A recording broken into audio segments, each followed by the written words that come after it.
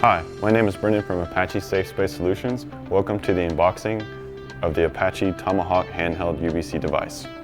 You will see before me our UVC bulb, Apache safety glasses, and the handheld device. Before we get started, let's talk about safety. First things first, put on your Apache safety glasses. Make sure to read your owner's manual before you use our handheld device. Always protect the 3 Ps. You do not want to shine the UVC light on people, plants, or pets. You do not want to shine on your skin or in your eyes. Let's install our UVC bulb into our handheld. You want to hold the bulb by the ends where the prongs are.